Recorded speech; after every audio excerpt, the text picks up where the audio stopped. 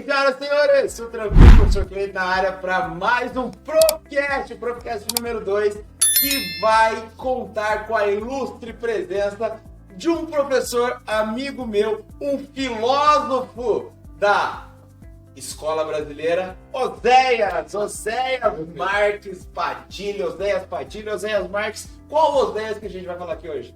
De vários. Opa! Existem vários no mundo filosófico. Mas Oséias Marques é o que a gente colocou no nosso thumb. Isso. Oséias Marques é o nome profissional? É um nome profissional. Ok. Tá autorizado a usar isso aí. Oséias, quem é o professor Oséias? Da onde você vem? O que você come? Vamos fazer um Globo Repórter do professor Oséias aqui hoje. Vamos lá, ainda bem que a gente conseguiu a liberação do meu contrato de disponibilidade. A patroa? A patroa? Do Globo Play. Ah, a patroa também. Bom. E aqui em casa eu tenho que pedir pra patroa. Mas posso convidar um amigo meu? Daí ela, se ela liberar. Então tá tudo certo. Então tá bom. Oséias, conta um pouquinho aí pra galera que tá assistindo a gente. Com certeza tem alguns alunos. Se você é nosso aluno do colégio onde a gente dá aula, quero que você comente nesse vídeo já deixe seu like. O Oséias é meu professor. Amamos o Oséias, porque o resto não pode rimar, né? Não pode. Não, nada disso. Quem é o professor Oséias? Oséias, conta pra nós. Bom, então, primeiro que é um desafio, né? Que você está fazendo aqui, porque eu sou uma pessoa bem tímida. Com certeza, pessoal. Extremamente tímida. E às vezes eu converso, inclusive, com eles e não acreditam. Né? Eu fiquei surpreso que você aceitou, inclusive, porque a timidez é... Não, é demais.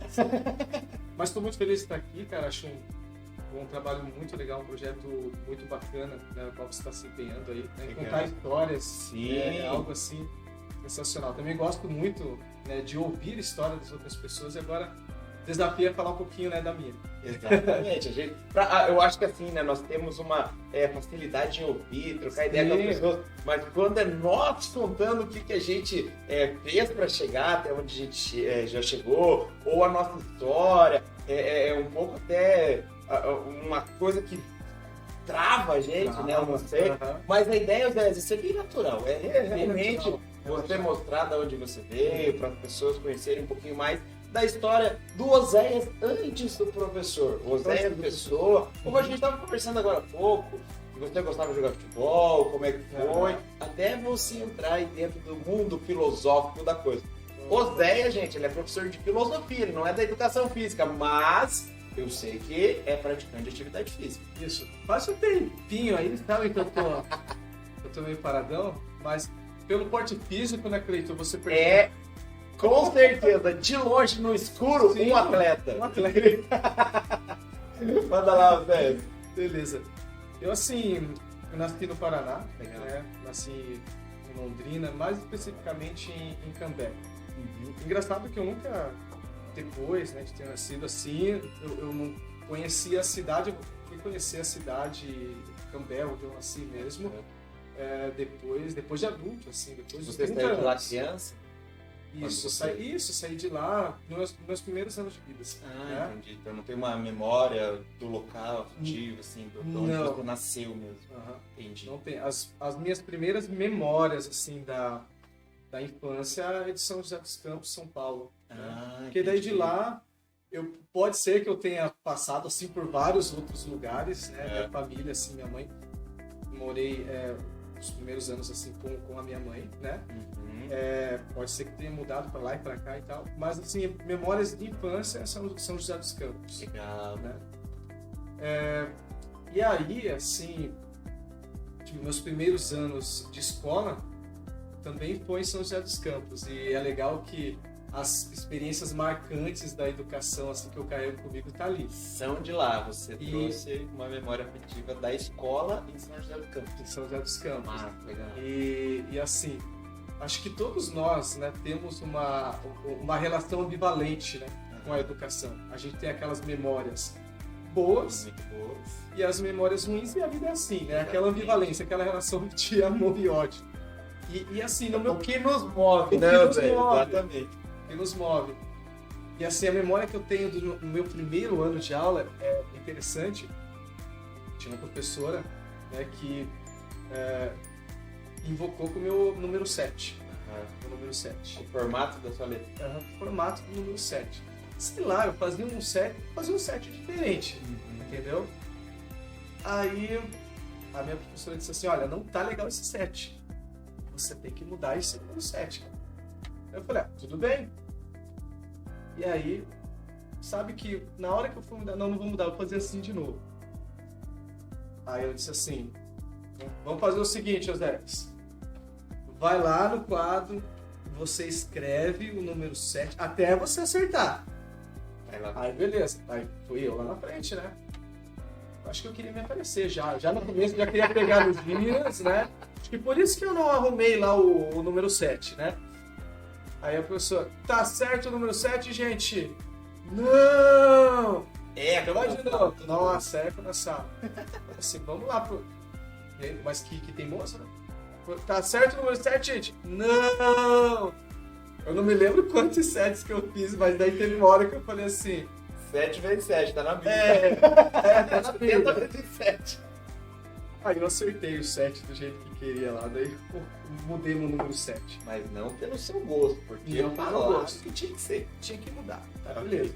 Tem uma história do 7 riscado no meio, conhece? Ah, não sei essa. Depois eu vou te contar. Depois você me conta. Vou contar agora, já vai, pode terminar de contar a sua história, depois eu conto a minha. Mas eu acho que ali eu gostei de pegar no giz, né? E com a participação da turma também, o pozinho.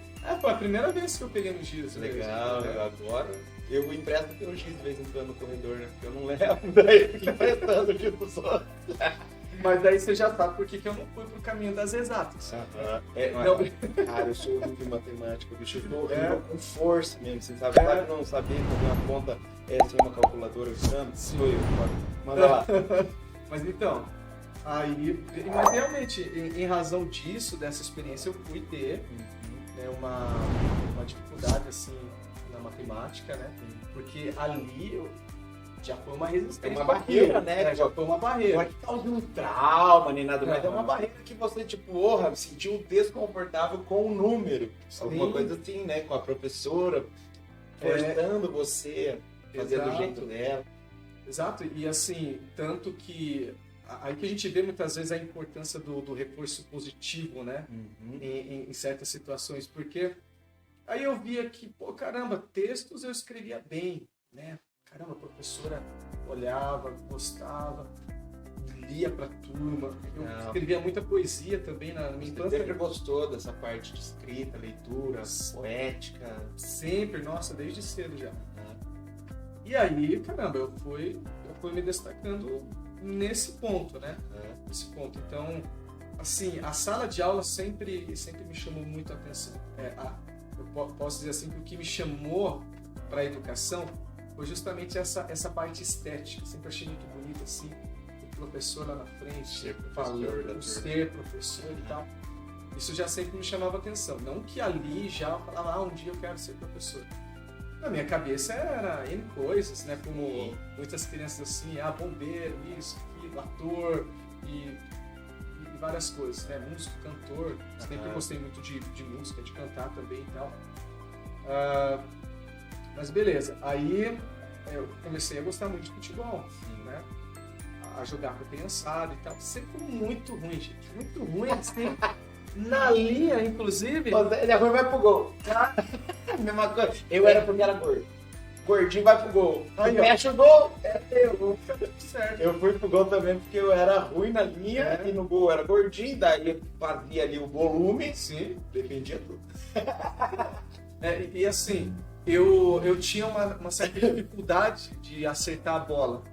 E aí, no erro, né, você não conseguia acertar a bola, você acertava a canela dos colegas. E assim, eu não sentia nada.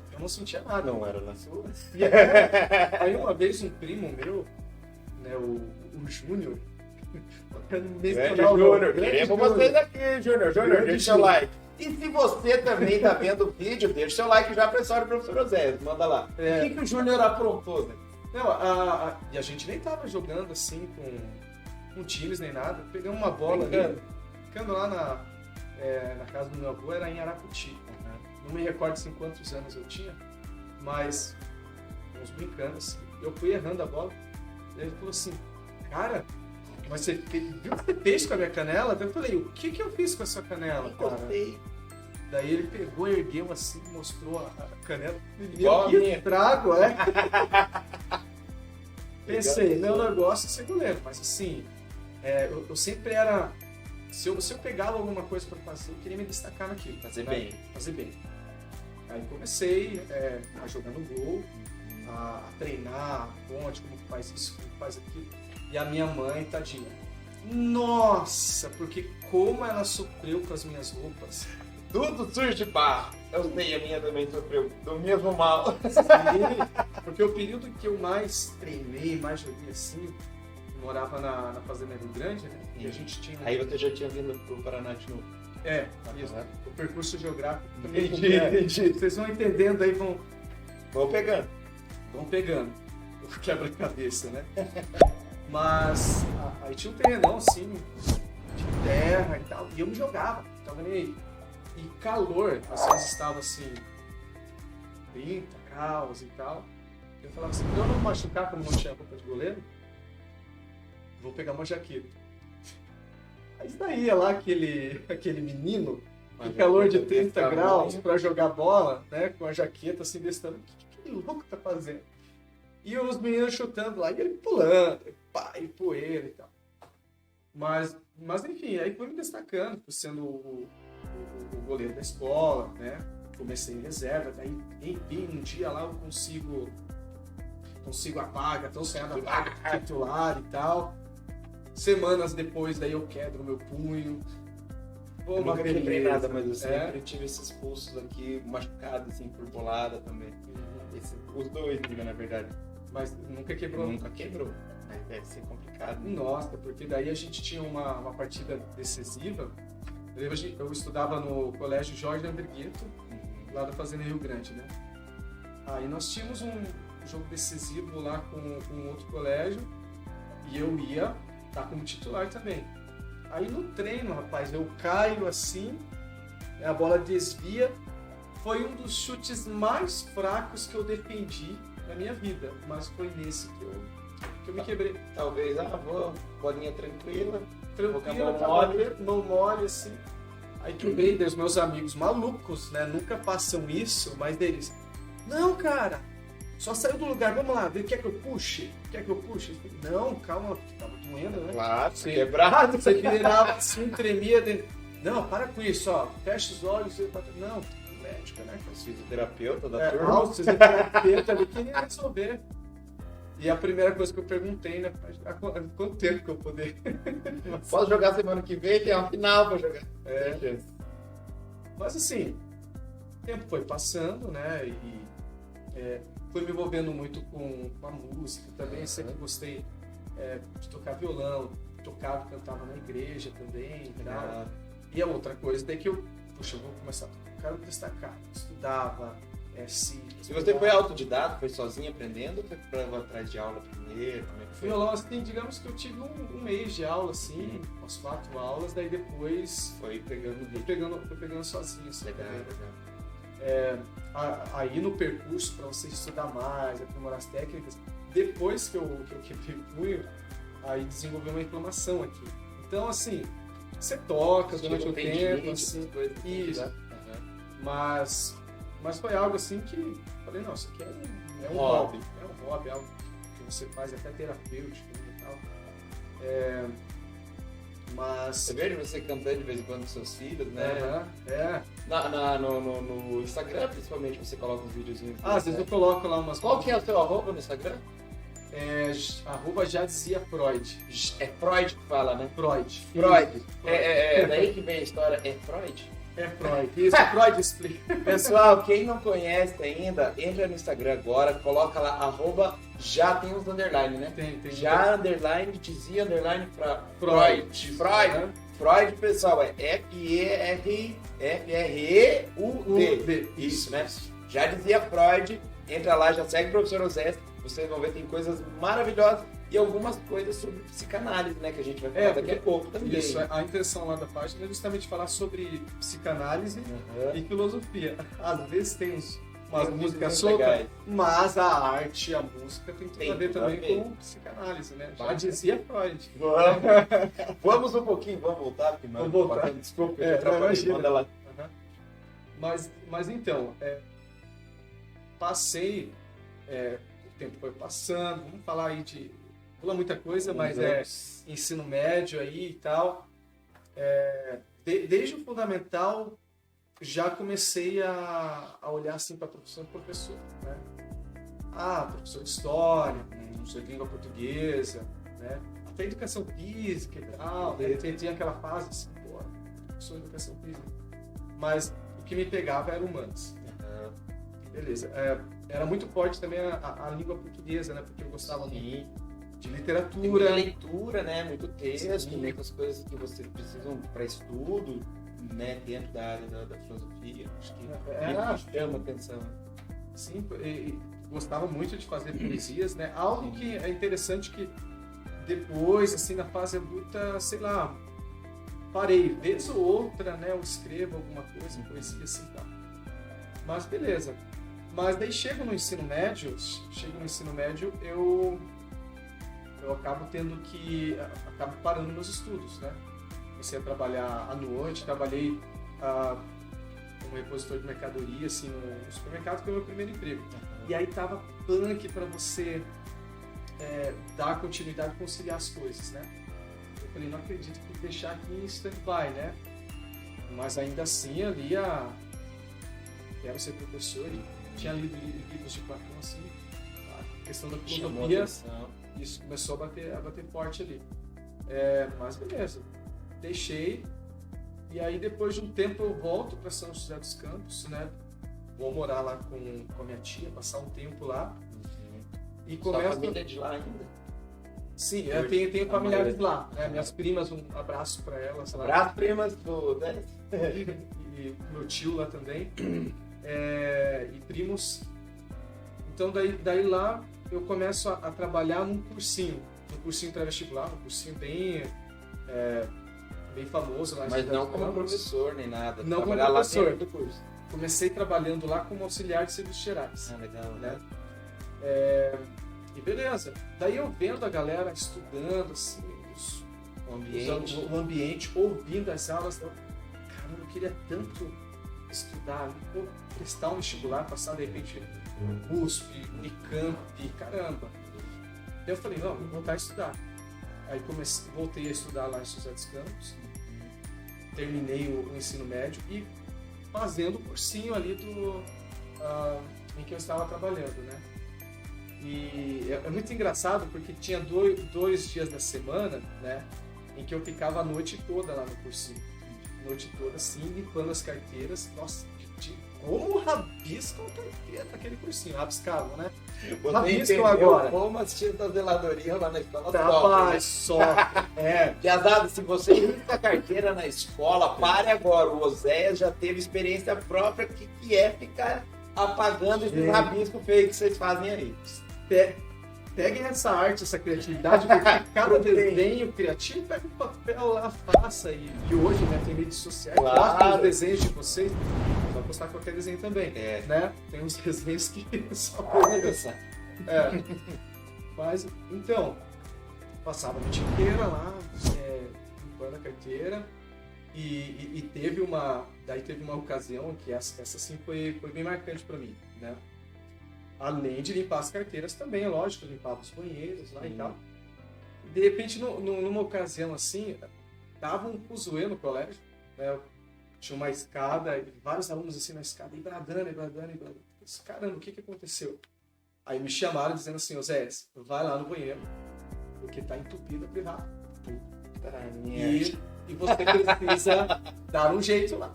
Lá vai o Oséias. E aí, por que eles estavam bradando? Porque eles estavam aguardando o herói. Que era você. Dizendo assim, chegou o herói. E beleza. Fui lá, só que com vergonha, constrangido e tal. Daí eu falei, pô, que herói? O herói do cocô ali. Que sacanagem é essa? Isso vai dar um corte incrível, vou colocar o herói do cocô. Isso, o herói do cocô, caramba, né? fiquei muito bravo, chateado, assim, tá. Fui lá, toquei, aí todo mundo, aí batia nas minhas costas, né, falei assim, assim... Quase no 6º ano a hora que tá chegando. Mas o interessante ali é que, lógico, né, era uma brincadeira, mas ao mesmo tempo era uma ironia por conta do trabalho, por conta do trabalho, né, uma diminuição e tal. A gente tem que reconhecer que, por exemplo, qualquer instituição, né, principalmente uma instituição de ensino, é formada por inúmeros profissionais. Exato, né? Hoje, todos têm papel de educador, né? Todos têm papel de educador. Escola, assim, exato. Independente da gestão, a direção, até, no caso, cargos que julgam ser menores, no caso, pessoal da zeladoria e tal, eles têm o mesmo tanto quanto a importância do que qualquer um que está lá dentro. Exato. Tanto a forma de tratamento de uma pessoa com a outra, quanto a importância que ela tem dentro daquela instituição para que as coisas funcionem de forma que tem que ser. E às vezes elas estão lá educando os alunos como mãe deles, né? Falando o que eles têm que estar fazendo certo, o que está fazendo errado, o que está fazendo errado lá no banheiro, mijando no lugar errado. Exato. Que é uma forma de educar também, né? Sim. Tão importante quanto o professor dentro da sala de aula. Eu acho que não deveria ter essa distinção, assim, sabe? Pelo contrário. Acho que todos dentro da escola trabalham ali para a educação acontecer. Claro, claro. E assim, daí, fiquei mesmo, fiquei chateado e tal, daí de noite, né, eu fiquei lá e tal, com as carteiras. Aí, ok. Aí, beleza, eu depois estudando pra caramba, mas acabo tendo que retornar, eu fiz o Enem lá, na época, né? Acabo retornando para Curitiba. E consigo, né, depois uma bolsa na universidade. Né? Tem de ProUni também? ProUni também. Eu também sou ProUni também. Eu fiz uma bolsa na PUC, sou filho da PUC. Sou filho da PUC. E uma bolsa de ProUni também. Eu nunca fiz vestibular, fiz o Enem e o Enem eu consegui fazer a faculdade também. Legal. Somos irmãos do ProUni. É nóis. Aí... Beleza, cara, tive aquela oportunidade ali, trabalhando, estudando, indo atrás, assim, e depois de um tempo até eu tive que trancar, né, e fui trabalhar numa livraria, né. Aí depois de um tempo, é lógico, já tinha casado, tinha um filho, o nosso primeiro filho, Davi. Um abraço pro Davi. Beijão, Davi. Deixa seu like aí no vídeo, hein, Davi? Ele vai deixar comenta tudo, compartilha, põe se quiser. Se você não é o Davi, deixa seu like também. E aí, eu comecei a trabalhar numa livraria. Beleza. Aí eu tava, nossa, os livros e tal. Mas, querendo uma oportunidade, correndo atrás de uma oportunidade para começar com a profissão tão sonhada como professor. Ok. Aí depois acho que de 2 anos, né, da formação, aí tive uma oportunidade de fazer uma entrevista e tal. Só que antes da entrevista, cara, engraçado, que eu tava tão desacreditado já, porque não tava conseguindo ali me inserir, nem em escola pública, nesses processos seletivos simplificados e tal. Quando surgiu a oportunidade, eu falei assim, acho que eu nem vou enviar o meu currículo. Tô cansado de receber, não, vamos deixar pro próximo ano. Olha só a mentalidade. Deixa, ano que vem eu tenho. Isso. Aí a chefe do departamento, ela pegou e me ligou, olha, você não me mandou ainda o negócio, né? Tô esperando. Mexe. Aí, beleza, deu. Calma aí. Mandei. Aí depois me chamou, falou assim, olha, a sua aula, você vai separar. Preparar dentro desse tema, tal. Aí, isso pra banca já é teste. Pra banca e tal. Daí fui, né, prestei, fiz a banca e aí consegui, né, começar ali em 2014 com a tão sonhada carreira como professor. E aí o legal, assim, é que foi muito simbólico para mim, tem uma escada lá, né, onde a gente trabalha. A Aí foi a primeira vez que eu subi assim com um jaleco, com alguns gizes ali, né, do bolso e tal. Eu falei, caramba, na hora eu me lembrei simbólico isso, né, porque lembrando da escada daquela vez do herói de cocô. O herói do cocô. Tá de jaleco agora. Daí subindo a escada, mas de outra forma, né, assim, professor. Com o professor. Então tudo aquilo ali fazia parte, isso da trajetória. Então, a gente fala, é um jargão do futebol também, né? Que foi a hora de roer o osso para quando chegar na carne, assim, né? Uma brincadeira de um tempo difícil para você ter um aprendizado necessário para quando chegar no tempo que você mereceu, a luta que você teve. Sim. É, legal pra caramba, cara. Pô, que massa. Aí você começou a trabalhar dentro da escola como professor. E para a filosofia, tem alguma outra área na escola que você dá aula? Ou por enquanto é focado na filosofia? Não, por enquanto focado na filosofia. Mas essa questão assim, é muito interessante, né? Que eu falei do Davi, só abrindo um parênteses, sim, que a minha esposa, né, a Clarice, beijando pra ela. Clarice estava super contente que você vinha, né? Ela comentou. Sim. Abração, Clarice. Obrigado por deixar os 10 vir, tá?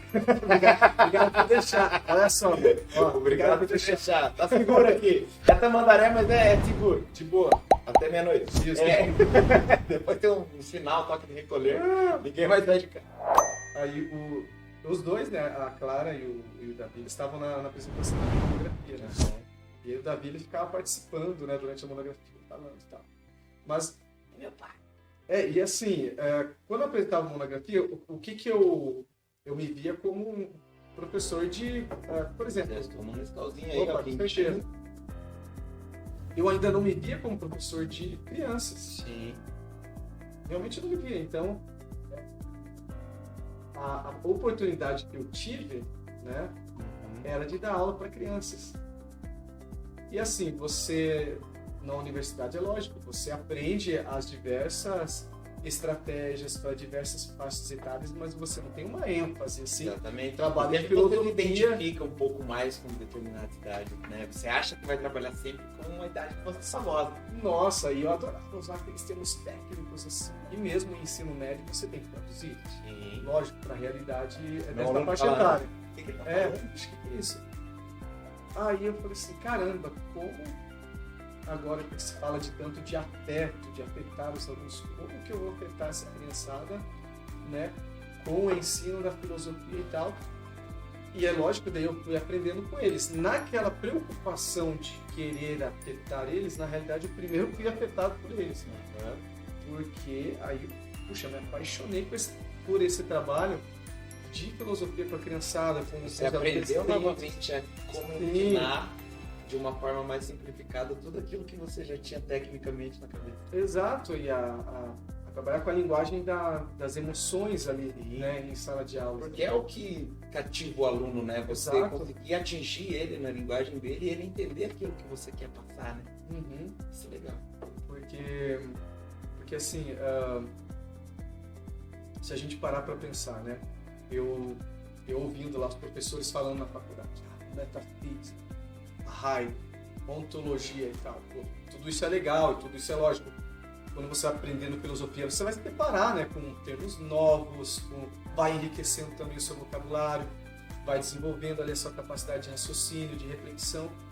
Mas assim, você precisa tornar tudo isso atrativo, né, mastigando, traduzindo, dialogando com as outras artes, com o desenho, com a literatura e tal.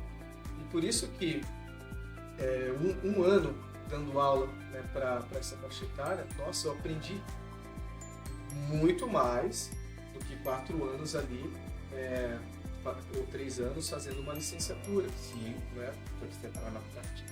Exato, na prática. Acho que a gente ensina, gente. Verdade. E aí, quando a gente se permite, é lógico, a gente consegue desenvolver isso. Né? Você não se abre para isso, enfim. E assim, com a criançada em casa também, a gente vai aprendendo muito isso, né? Depois do Davi, né? O Davi agora já está com 10 anos, o Lucas está com 5, né? E E é muito legal a gente ir entendendo junto também essa linguagem, a maneira da criança ali ver o mundo, com o que ela está interagindo, né? Como eles pensam, a forma deles dialogar com a gente, né? Esses dias, por exemplo, eles estavam assistindo Gumball, e o episódio Mundo de Gumball, né?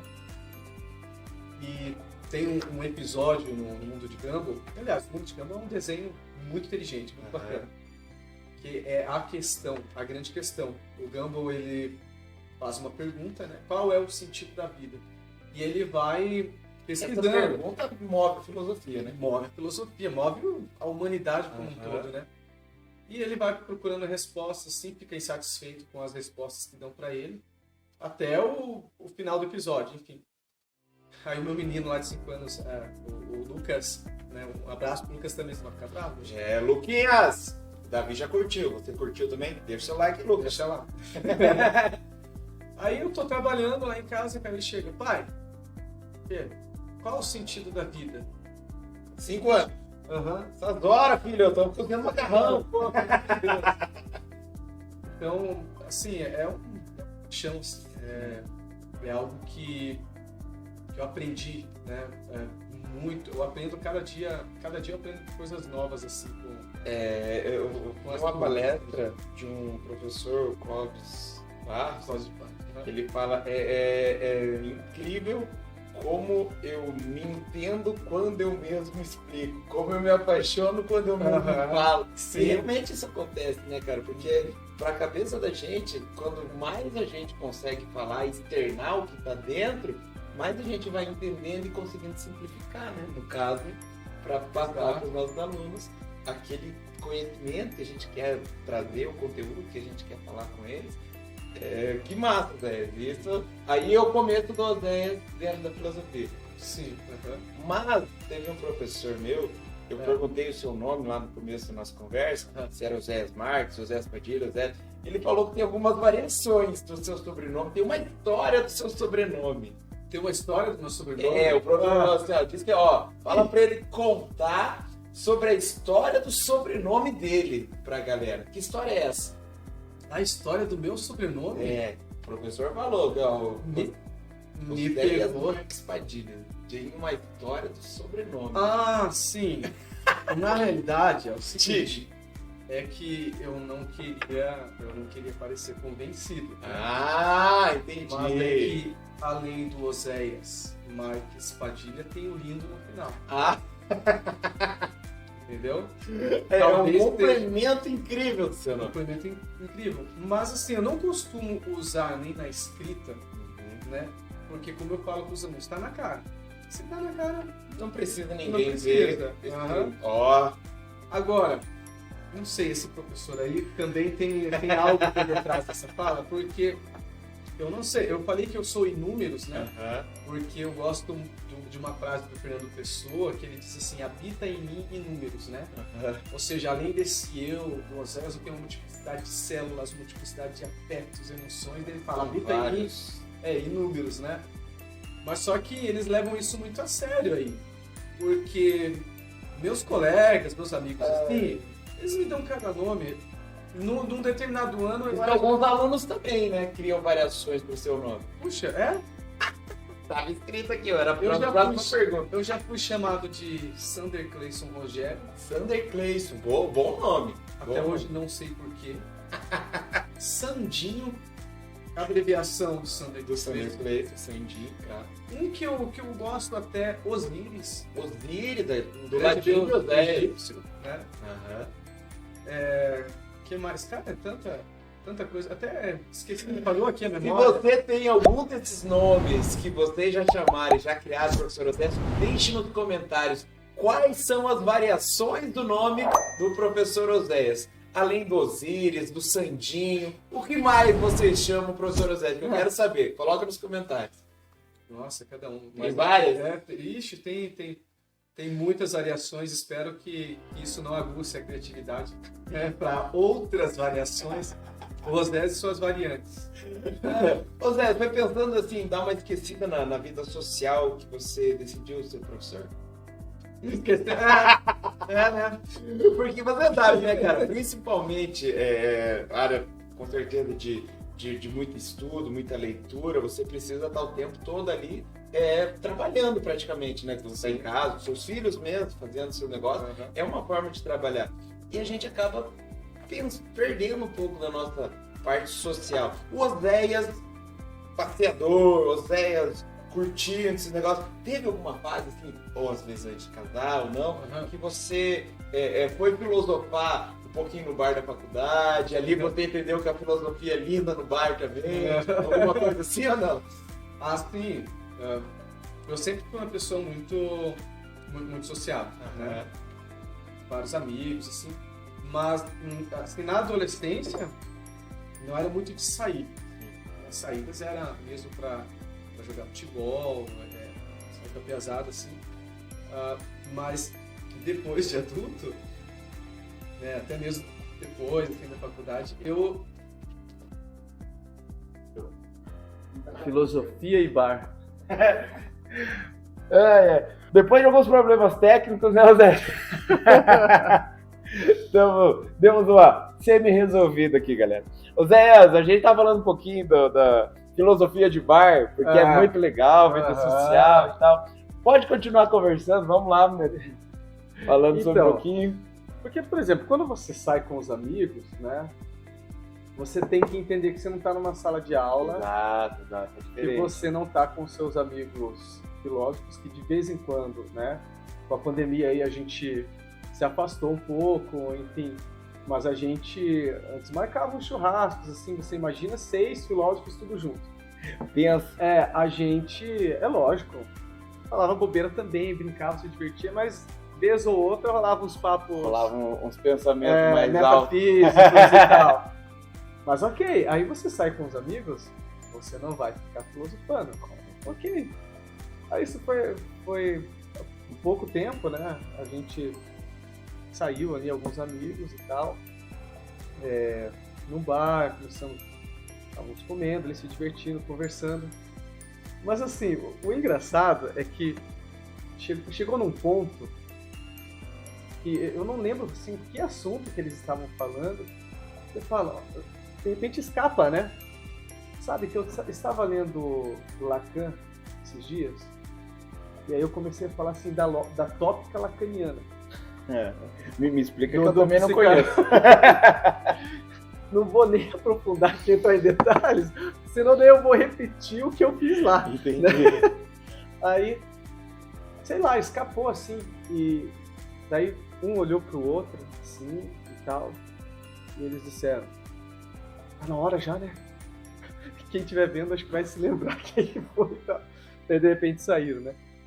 Mas vez ou outra acontece essas, assim, de dar uma escapada nas suas elucubrações ali, e você solta um negócio, e todo mundo olha pra você assim, acho que já acabou, já deu horário, né? Vamos embora. Aí papo não vai rolar muito, não.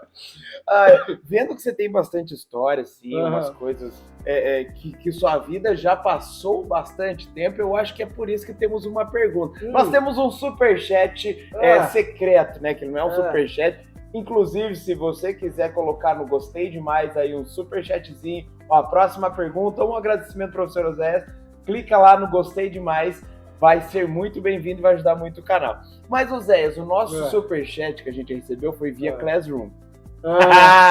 Nós temos alguns alunos em comum, pessoal, e um deles é o João Pivato.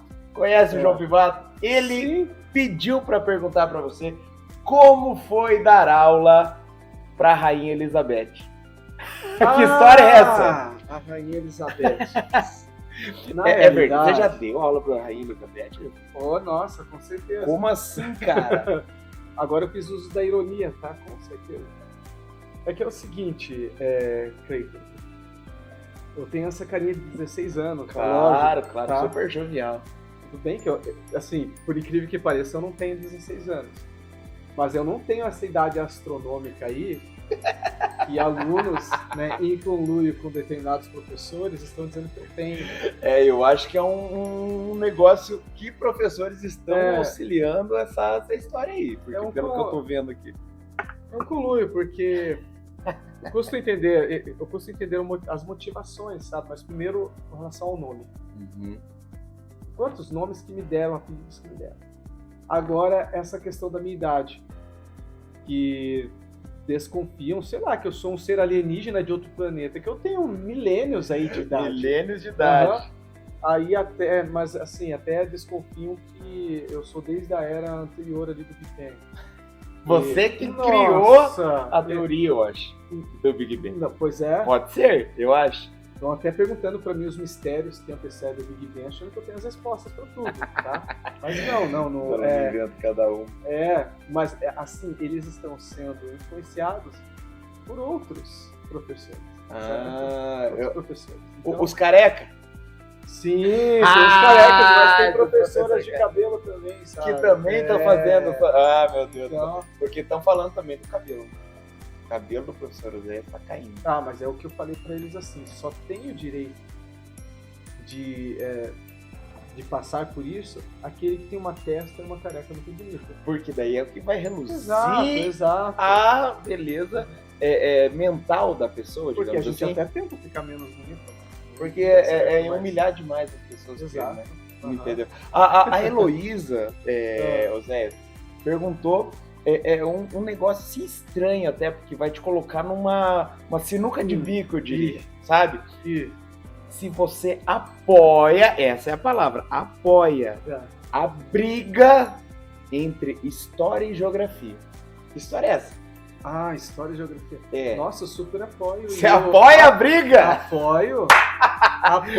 Por e quê? assisto Como comendo assim? Pipoca ainda. Que história é essa? Existe briga? Eu não tô entendendo. Porque eu fico lá na minha quadrinha, às vezes eu perco alguns assuntos. Então eu não tô ligado. Assim, com relação às áreas do conhecimento, são áreas que se complementam, super convergem. Entendeu? Entendi. Mas quando há pecinhas por detrás, né, dessas áreas do conhecimento, os professores? Exato, né? Que não são muito compatíveis, aí a gente torce pela briga. Entendi. Entendeu? A desavença é o que vai gerar torcida. É um espetáculo. Entendi. É um espetáculo. Zéias, lógico que a gente brinca e tal, mas além da filosofia e de todo o seu conhecimento e tal, claro que também é seu conhecimento, mas você tem um trabalho um pouco mais aprofundado na psicanálise, né? Isso. Você faz um trabalho particular com pessoas também e tal. Como que foi entrar nessa área? Ou se veio em conjunto com a filosofia e dali você foi desenvolvendo essa especialização, não sei se eu posso dizer assim, dentro da psicanálise? Conta um pouquinho pra gente a diferença também, o que é a psicanálise, o que difere a psicanálise de outras formas, não sei se é tipo uma terapia, como é que funciona. Explica um pouquinho pra nós. Então vamos lá, assim, já antes da faculdade já tinha lido alguns escritos do Freud, né? E eu, assim, sempre me dediquei muito à leitura do Nietzsche, né? O filósofo alemão, Friedrich Nietzsche. Então, assim... O Nietzsche tem algumas pegadas dentro da educação física, a gente estudou Nietzsche na faculdade de educação física. Sério? Professor de filosofia. Que legal. Algumas coisinhas bem legais, assim, que o professor trazia, era um professor bem bacana. Ele trazia algumas sacadas, assim, sabe, que se encaixavam dentro da nossa área. Lógico, eu não sou aprofundado e nem tive um estudo muito dentro da filosofia, mas são nomes assim comuns. Sim, porque o Nietzsche é o cara ali da afirmação da vida, da potência da vida, do corpo, inclusive. Talvez então, por isso que esse professor puxa, tudo a ver. E assim, o Nietzsche também aprofunda muitas questões envolvendo a questão do ressentimento. Ele se declara como sendo um psicólogo, né? E assim, é lógico, esses estudos também me levaram ali ao Freud, só que o Freud não foi um cara no qual eu me aprofundei muito, né? E aí, então, eu passei a estudar mais, né, psicanálise junto ao instituto, né? Passei ali por uma formação teórica, né? O exercício de psicanalista, ele não é reconhecido como uma profissão em si, mas ele é reconhecido legalmente como uma ocupação. Então há uma discussão, um debate jurídico assim difícil de dissociar, né, entre o que é ocupação e profissão, né? Mas enfim, se exerce, né, como ocupação. Então lendo os estudos do Freud, assim, eu me via muito, né, com as questões envolvendo o inconsciente, as pulsões, como que também, falar aqui em linhas gerais, né, como que muitas experiências, né, na nossa primeira infância ali, né, que não são assimiladas por nós, que não são muito bem compreendidas por nós, vamos utilizar até a palavra trauma aqui, como que tudo isso, assim, nos afeta durante todo o curso da nossa vida. E muitas vezes sem que a gente perceba, né? Nos afeta, por exemplo, no trabalho, nos afeta, por exemplo, nas relações que nós temos com as outras pessoas. E diante dessas dificuldades que não são compreendidas por nós, a gente acaba que, utilizando uma expressão do Freud, né, tendo dificuldade em trabalhar e amar, né? Ou seja, de seguir o curso da vida, de conseguir levar a vida sem esse conflito psíquico, né? E é aí que entra a psicanálise. Eu, por exemplo, daí, quando estava estudando, passando por essa formação teórica, né, no Instituto, eu não tinha pretensão de clinicar, ou seja, de atender pessoas, de analisar pessoas, né? Mas só que o que há de mais fundamental na formação de um psicanalista é, acima de tudo, ele ser analisado, né? Ele ser submetido a esse processo terapêutico, esse processo analítico, né? E assim, comecei a fazer terapia, tive questões envolvendo ansiedade, né? Passei por também tomei remédios e tal. Caramba! E durante a análise, eu fui me estranhando primeiro, né? Caramba, eu sou assim, eu sinto isso. Puxa, foi isso que aconteceu. É aqui que eu tô com a dificuldade. Você começou a se conhecer melhor. Isso. Através disso, né? Primeiro, eu assim, sempre costumo dizer que primeiro, na realidade, você se estranha, você se desconhece. E assim, é um movimento muito semelhante vamos dizer assim, da filosofia, porque para você realmente ser inserido na dimensão filosófica, você tem que se permitir se ver como um ignorante, ou seja, aquele que realmente não conhece de tudo, que é o princípio lá da sabedoria socrática, né? Que a gente conversa muito com os alunos assim, que é o só sei que nada sei, né? Que é reconhecer os limites do seu próprio conhecimento, né? E quando eu comecei a fazer análise, eu falei, caramba, o quanto que eu não me conheço, né? O quanto que eu desconheço acerca de mim, o quanto que realmente eu não sei o que eu quero, sabe? Você começa a desconstruir muitas coisas, muitas ficções, muitas fantasias que nós alimentamos acerca de nós mesmos, né? Então, assim, é muito simples o que eu vou falar aqui, mas eu acho que define o que é a essência da psicanálise mesmo, que é a cura pela fala. O psicanalista ele vai trabalhar com você, as pessoas que nos procuram, por exemplo, elas estão passando por um sofrimento psíquico muito intenso, é uma ansiedade, às vezes problemas de relacionamento, enfim. Mas a cura pela fala parece ser algo simples, mas reflete justamente a essência da psicanálise, né? Porque no setting analítico, né, você tem ali, o psicanalista não vai ter uma escuta meramente passiva, né? É lógico que ele interpreta, ele direciona, mas acima de tudo ele ouve, né? E esse silêncio que não vai atravessar todo o processo terapêutico, assim, ele é muito importante também, até para que o analisando, ele ouça a si mesmo. Porque se a gente parar para pensar no nosso dia a dia, na correria e tal, a gente não se ouve. A gente liga o automático, como naquele filme O Clique, se alguém assistiu vai identificar. É incrível esse filme, é muito massa. Porque quando ele bate com alguma empecilho da vida, né, tipo, é automático a vida dele mudar até um ponto que esteja as coisas andando normal de novo, só que muita coisa ele perdeu porque estava no automático, né?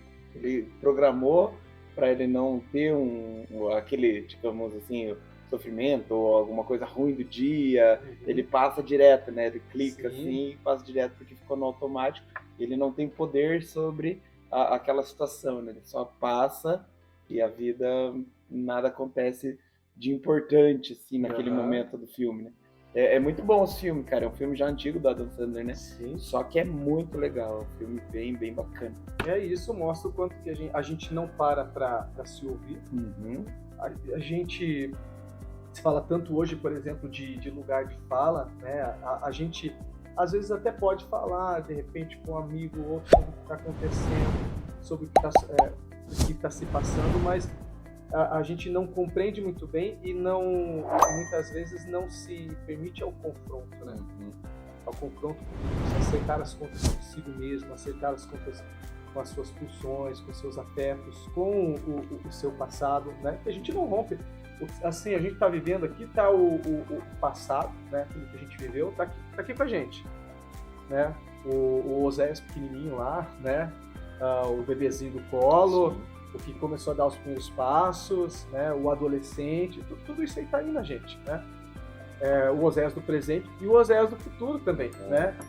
Futuro aqui falando em projeções, aquilo que a gente almeja, aquilo que a gente fantasia, tudo isso tá na gente. E ali no Set Analítico a gente vai aprendendo, né, a elaborar tudo isso com o auxílio também do analista. É lógico, se trata de uma linha, né, psicoterápica, né? Sim, a psicanálise vai trabalhar com a noção do inconsciente, né? Agora, eu gosto de uma afirmação de um psicanalista, do Contar Caligares, estava conversando com uma amiga esses tempos a esse respeito, e ele diz o seguinte, que o psicanalista é psicanalista, psicólogo é psicólogo e psiquiatra é psiquiatra. Né? Isso eu queria falar, eu tinha até anotado para a gente discutir um pouquinho, porque são profissões diferentes que tratam de partes diferentes da consciência, dos sofrimentos pessoais de cada um, de formas diferentes, né? Mas que dialogam entre si. Assim, dialogam entre si, né? Mas tem muito debate, é lógico, entre também essas linhas, mas o psiquiatra, ele é um médico, né? E ele vai tratar a doença do indivíduo, né? A partir de todo o seu conhecimento biológico e medicinal, né? Fisiológico, e ele tem também a autorização para prescrever, né, medicações.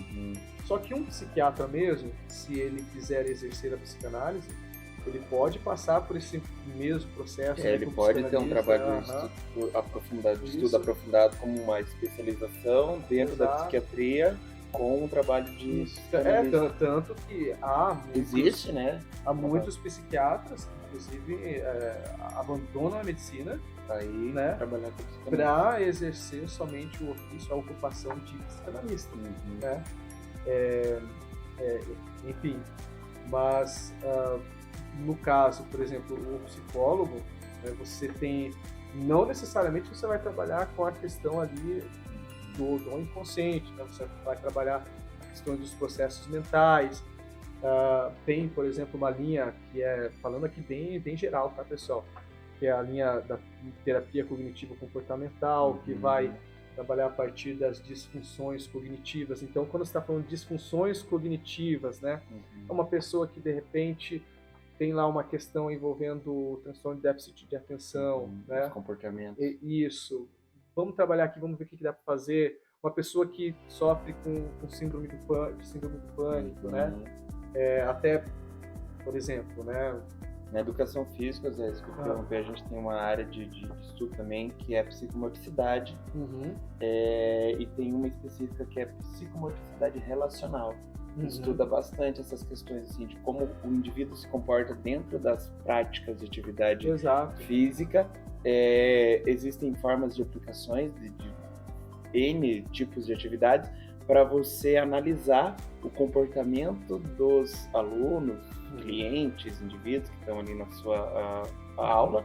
É usado também como terapia, que trabalha dentro dessa parte, assim, como você vê, e você, no caso ali, é o analisador, né, da situação, e como que a pessoa se comporta dentro da atividade. Por exemplo, alguém que não se sente bem em uma atividade muito externa, é normal que, se você está brincando com um bambolê, com essa criança, com esse adulto, ela pegue sempre dentro desse arco, por exemplo, põe o arco no chão e senta ali dentro.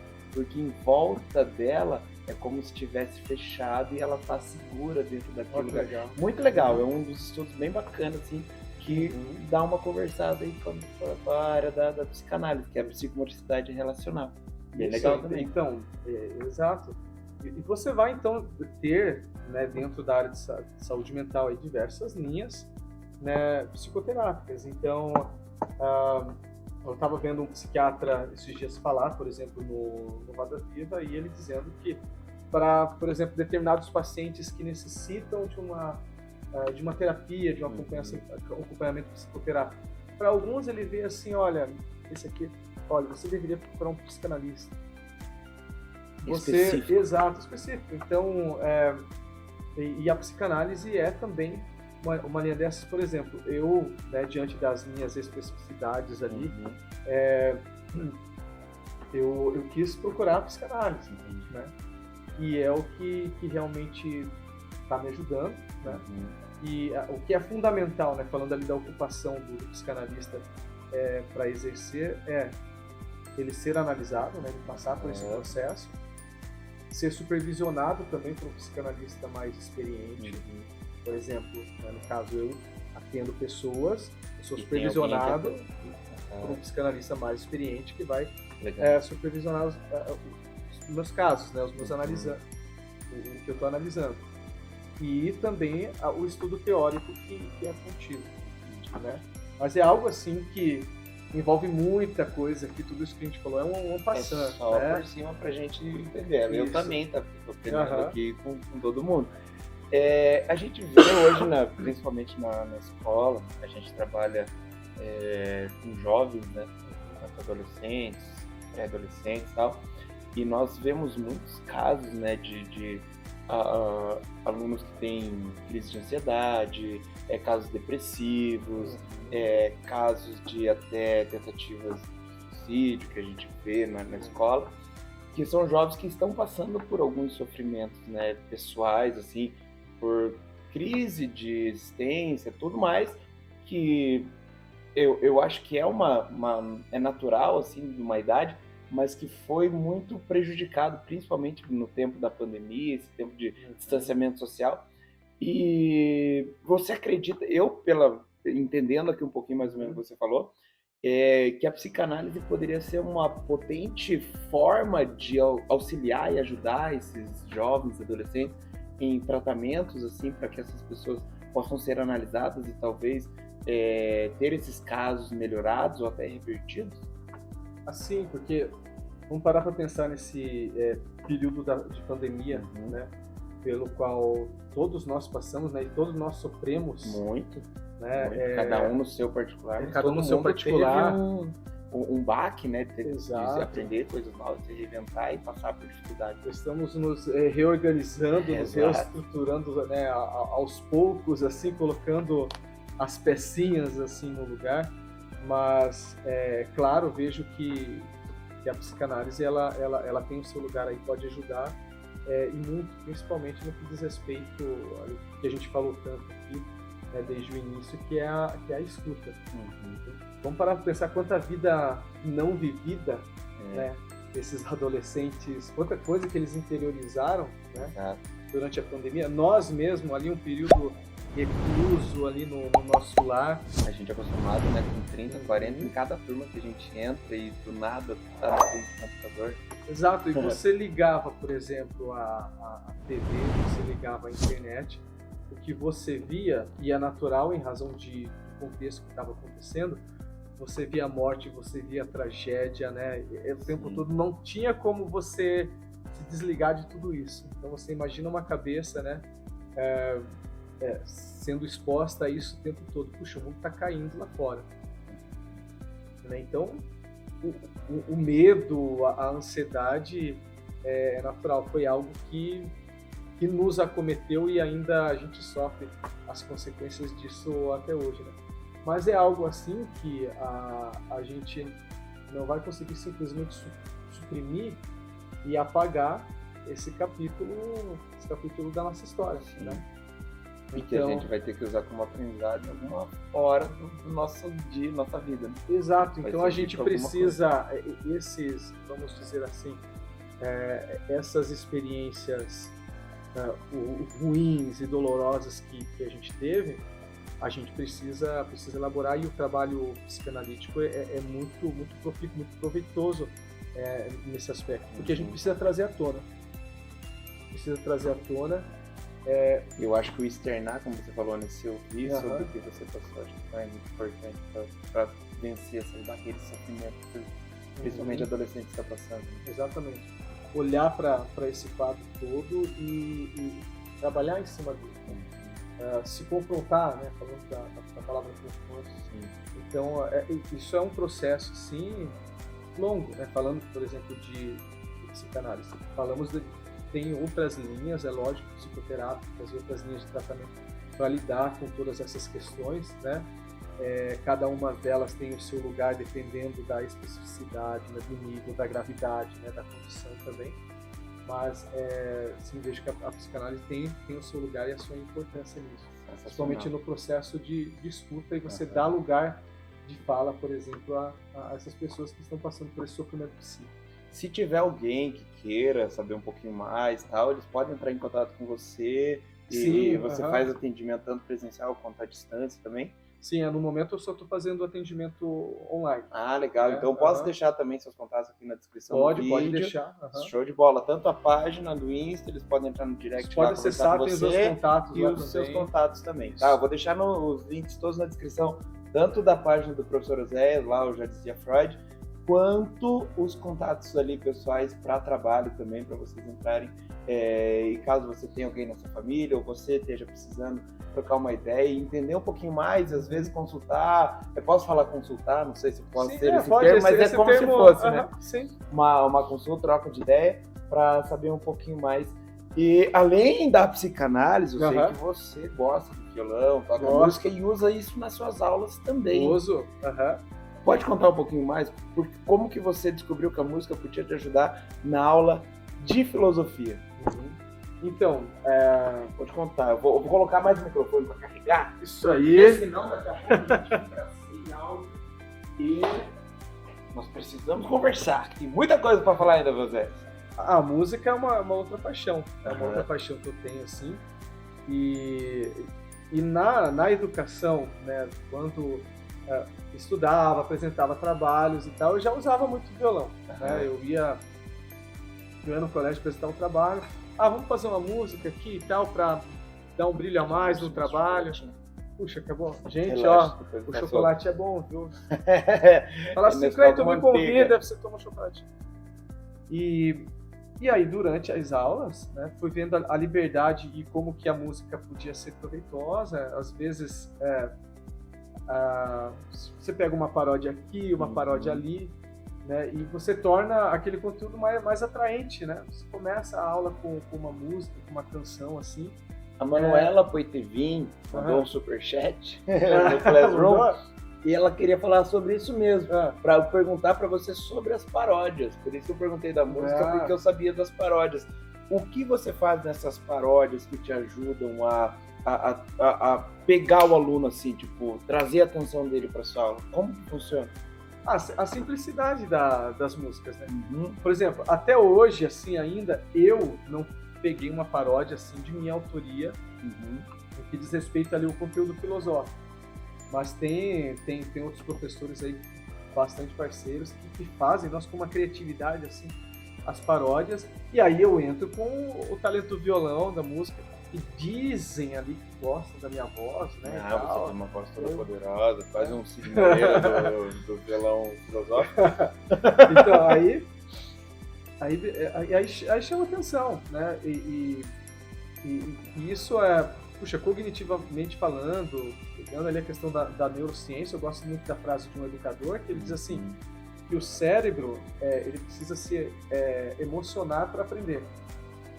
Então, sala de aula são afetos ali o tempo todo, e a gente precisa aprender, né? Nós professores precisamos aprender a lidar com isso, administrar isso, justamente para promover o aprendizado mais proveitoso. Ter uma conexão emocional com o professor, uma forma de carinho, uma forma de se divertir com aquele professor, que ele leva para casa aquela informação de uma maneira prazerosa no dia dele, eu acho que o aprendizado é muito mais rico. Sim, você consegue atingir. Talvez por ser esse lance do emocional, a Laura Carneiro acho que identificou um talento em você.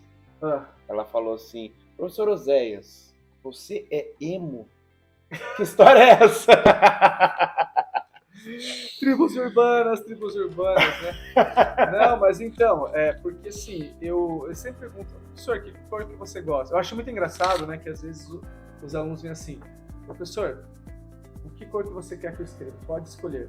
Aí eu falo assim, preto. Ah, não, mas tem que ser outro. Tá, vermelho. Não outro.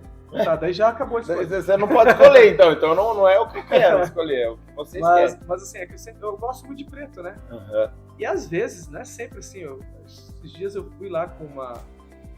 Tava todo de preto, tá? Professor, você é emo. Não, eu não sou emo, não tem nada contra os emos. Eu acho bacana, eu ouvia música. Eu ouvia bastante músicas emo. Usava preto. Tinha frangina? Às vezes. Mas não sou emo. Não, nunca fui. Características básicas, mas você não é? Aí agora virou, né? Tô falando aí que eu sou emo. Mas nunca fui. Não tem assim, na sua identidade, Oséias Marques Padilha, emo da Silva. Não. Esse sobrenome você não tem. Não tem, de jeito nenhum. Mas você acha que o teu sobrenome talvez possa se tornar uma pessoa a ser estudada na filosofia? Na verdade, a pergunta é se hoje nós temos várias pessoas que se destacam também como pensadores, né? Tipo, a gente falou do Clóvis Barros, tem o Cortella, o Karnal, tem um cara que ele optou por ser morador de rua, que é o Eduardo Marinho. Eduardo Marinho. Ele é muito legal, assim, você ver alguns vídeos desse cara, tem coisas muito bacanas, realmente. Você acredita que essas pessoas, o Oséias, tem um futuro breve, ou não tão breve assim, espero que demore um pouco, essas pessoas serão reconhecidas também como filósofos, como você estuda Freud, como você estuda Platão, Sócrates. Você acredita que esses pensadores, no caso, não sei se você pode falar assim, pensadores modernos, da era moderna, vão ser estudados por outros estudantes de filosofia? Vão falar sobre o Clóvis, vão falar sobre o Oséias, vão falar sobre o Marinho? E no futuro próximo, assim, você acredita que a base vai ser sempre a mesma? Assim, porque eles estudam a base também. Sim, estudam a base também. Com relação ao Oséias, né, o que eu almejo, quem sabe, ali, né, trabalhando em alguns projetos escritos, escrever alguns livros, contribuir também com a produção de conhecimento, assim, e tal. Mas, porque aí nos leva à questão de que é um filósofo. Né? Você acompanha esses que eu falei, assim, talvez? Sim, eu acompanho. O que você acha dele? Sim, pode continuar, por exemplo, o Sr. Clóvis de Barros assim, é um excelente professor, tem uma didática também incrível, né? Um filósofo incrível, escreve vários livros ali. Tem um vídeo dele no meu celular que é sobre a teoria dele de felicidade, com que ele exemplifica com as pamonhas. Você já viu? Incrível esse vídeo. Sensacional. Você não viu, assista.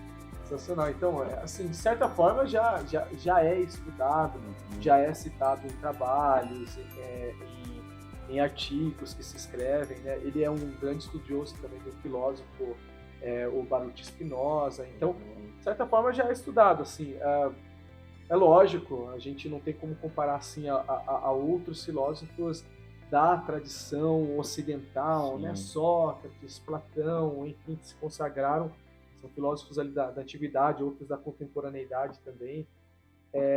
Mas a gente pode entender que sim, que são filósofos, porque se a gente pegar uma definição de Pitágoras para um filósofo, o filósofo é aquele que ama o saber, que é amigo do saber. Então, por exemplo, se você tem uma estima pelo conhecimento, se você não aceita as coisas simplesmente como elas são dadas, né? Você é uma pessoa crítica, uma pessoa questionadora, né, que busca secar ali o conhecimento, uma pessoa curiosa, você também é um filósofo, né? Porque filósofo é aquele que ama o saber. Posso não aparecer, pode não aparecer o meu nome no artigo, pode não aparecer o meu nome na revista, enfim, mas a atitude filosófica ela está em mim. É mais a ver com a atitude do ser do que com os feitos dele, digamos assim.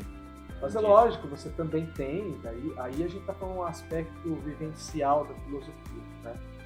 O cara, o Eduardo Marinho, por exemplo, que é um cara que eu não sei a formação dele, mas ele era de uma família... Ele era de uma faculdade, ele largou a faculdade porque ele falou que ele não se encontrou naquele meio e tal. Eu vi mais ou menos um pouco, eu assisti o Flow esse dia, e ele tava lá, ele falou um pouquinho.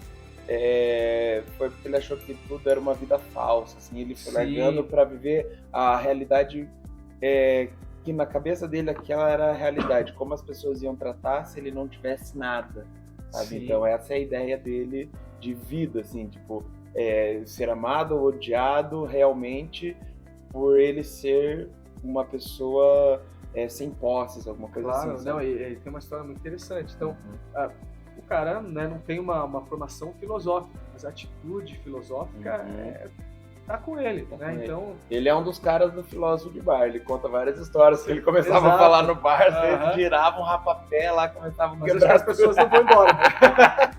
Ou quebravam o bar inteiro. Tem uma história que quebrou o bar inteiro. O Rafael Kamarovski, conhece esse cara? Ah, conheço. Esse eu conheço. Ele falou que você não pode ser filósofo. Por um motivo só, e não é nem por estudar, nem nada. Você sabe o que é? Eu sei. O que é? Falar assim, porque eu não tenho barba. Exatamente. Porque eu não tenho barba. O Rafael falou que você não pode ser filósofo porque você não tem barba. Qual é a sua defesa para isso, Zé? Olha, me vem um filósofo agora na cabeça, né, que é um dos filósofos mais importantes da contemporaneidade. O cara não tem barba, é careca, né? E não é nem grego, é um filósofo francês chamado Michel Foucault. Vocês olharem na pesquisa lá no Google, vocês vão ver o cara careca, sem barba. José Ortega Gasset, o cara que não tinha barba também. Se tinha, fazia, né? Mas eu até tenho barba, o negócio é que eu sempre faço, eu não deixo... Você não quer ficar mostrando e nem querer humilhar essas outras pessoas. Mas a filosofia está na atitude de filosofar. Que a gente e não é no comprimento do bigode. Não é na barba. Mas eu tô fazendo uma música ali no futuro, sabe? Vai chegar. Sim, eu vou cantar essa música e vou dar um troco pra eles. Você tem eu também, eu posso falar, eu sempre vi o Zé super bem barbeado, então eu tinha uma dúvida também se tinha ou não tinha, tá? Então essa minha pergunta é porque eu achei que também não tinha. Sim. Foi não tendo barba, considere obviamente que você trouxe o Pitágoras para suas aulas? Não tendo barba? Que você pensou em trazer o Pitágoras para suas aulas? Porque o Pitágoras é um homem de uma barba gigantesca. Barba de lenhador, assim. Aquele cara lá pô. Mas é que o Pitágoras, assim... O que o Pitágoras apronta nas tuas aulas? O Pitágoras, ele aparece justamente numa aula, né? Principalmente para quinto e sexto ano. Mas ele acabou, assim... Ele tá muito metido, assim, né? Que tem espaço, assim, que era para dar aula só por quinto. Aí ele foi lá no sexto. Se achou lá, a galera quis ir. Aí sétimo e tal. Beleza. Daí depois que ele dá aula, só pergunta, cadê o Pitágoras? Né? Acabou, nem bom dia, nem boa tarde. Mas o Pitágoras, assim... Exatamente essa pergunta da Júlia Ferreira pra gente aqui. Quando o Pitágoras volta? Olha só, Júlia, tá ouvindo? E o amor, e o carinho pelo Zéias? O Pitágoras, ele é só de vez em quando, né, Zé? É igual o Creito. O Creito, às vezes, aparece lá na aula, todo mundo quer saber cadê o Creito. Igual você falou, não dão nem bom dia pra mim. E o Creito lá dormindo na rede, porque só aparece na festa junina. Pois é. Desculpa, Zé, foi um desabafo aqui da minha parte. Não, mas fique à vontade. Mas pode continuar falando. O que o Pitágoras apronta nas suas aulas? Então, ele vai conversar com os alunos, né, a respeito do que é ser filósofo. Porque, assim... Se fala tanto dos filósofos da antiguidade. Basicamente o que você estava me explicando. E eu fiz um esforço, cara, além da filosofia, um esforço científico, junto com amigos que eu não posso citar o nome assim agora, mas me ajudaram a descobrir uma fórmula para que pudesse viajar no tempo e trazer um filósofo da antiguidade para eles. E feito, deu certo. Show de bola. Foi difícil no início, mas a gente conseguiu trazer. E aí ele conversa com ele sobre... Porque foi ele que deu o nome para isso que a gente entende hoje como arte do questionamento, né? ele que deu o nome de filosofia, ele que batizou essa área do conhecimento dessa forma. Entendi. E aí? O Pitágoras tem todo um empenho ali, uma importância. Certeza. Ah, show de bola. O Pitágoras, pessoal, esses dias eu encontrei com ele lá no corredor e simplesmente ele é ovacionado. Onde o corredor que o Pitágoras, os alunos saem na porta, querem tirar foto, é uma loucura. É sensacional.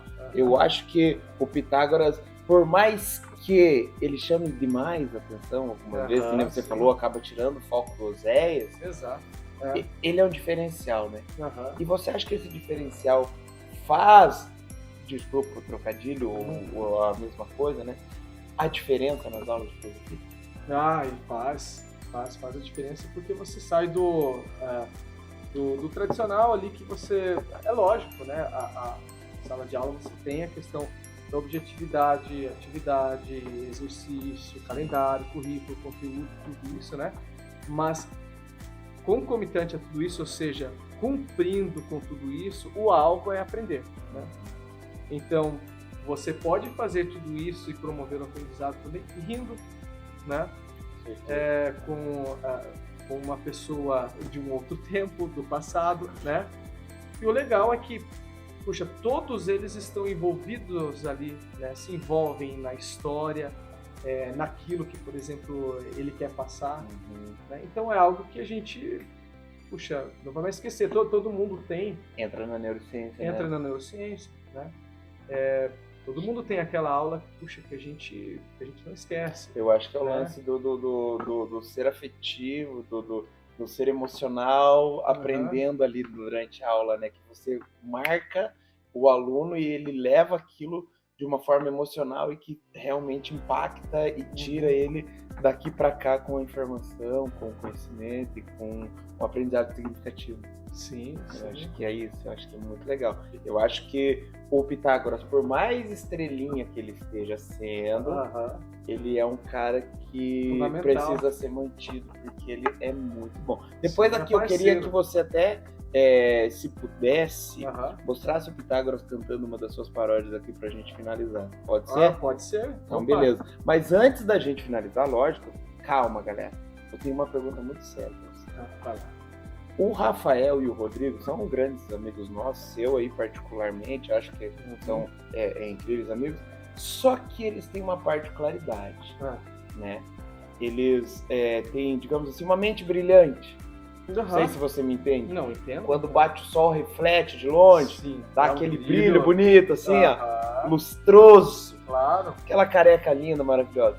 Foi a partir dessa amizade incrível que vocês têm, que você olhando para aquela mente brilhante dos professores da História e Geografia, que você começou a usar minoxidil?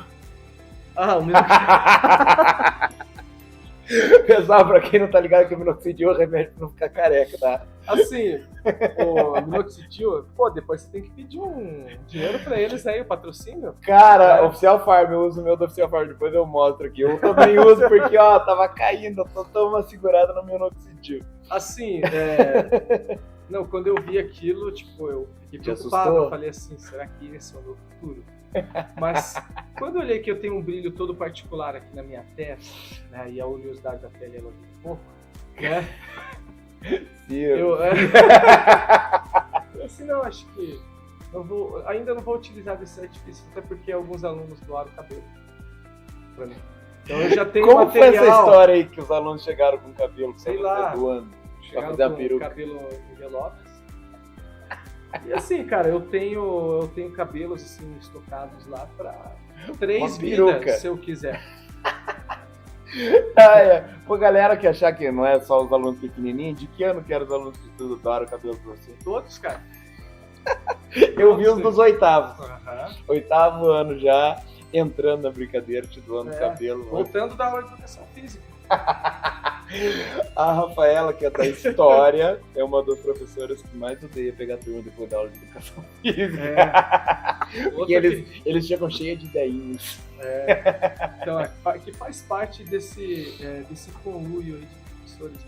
Entendi. A Rafaela, queremos vocês aqui. Pra explicar essa história dos cabelos aí. Vai explicar. Oséias, Antes de chamar o Pitágoras aqui, eu queria dizer que foi um prazer inenarrável ter você aqui, cara. Realmente, cara. Muito obrigado, uma conversa super legal. Aprendi muito, tá? Confesso que a filosofia mesmo nunca foi um tema de estudo meu aprofundado, mas como eu disse, eu sempre gosto de ouvir, eu gosto de escutar, porque eu acho que a gente aprende demais. Claro. E quando você tem uma forma de passar, como você estava explicando aqui pra gente, tal, a sua forma pedagógica, didática, de ensino, e ela se torna prazerosa para o aluno, eu acho que faz toda a diferença para a gente gostar de estar aqui ouvindo sobre filosofia, um papo mó descontraído, trocamos uma ideia legal, gostei demais. E agradecer você, a sua presença, e pedir para você deixar as suas redes aí novamente, pessoal, o contato. Vou deixar na descrição, se quiser falar com o pessoal aí para te seguir. Pessoal, qual que é a sua rede? Beleza. Uma página de filosofia e psicanálise, tá? Já dizia. Opa, agora deu até branco. Eu sei. Já, dizia, underline. Isso. Freud. Porque Nossa, o Oséias sabe. Freud, mano. Oséias, eu vou deixar seus contatos também pessoais, para quem tiver interesse em entrar em contato já direto no telefone, para suas consultas, para trocar uma ideia com você, beleza? Beleza. E, gente, se você curtiu esse vídeo, se você gostou dessa entrevista sensacional, coloca o dedo aí no seu botão de curtir, se inscreve no canal do Prof. Cleiton, que em breve estamos trazendo outras histórias, outros professores de várias áreas do conhecimento para contribuir, somar e para ensinar a gente um pouquinho aqui junto, beleza? Tamo junto!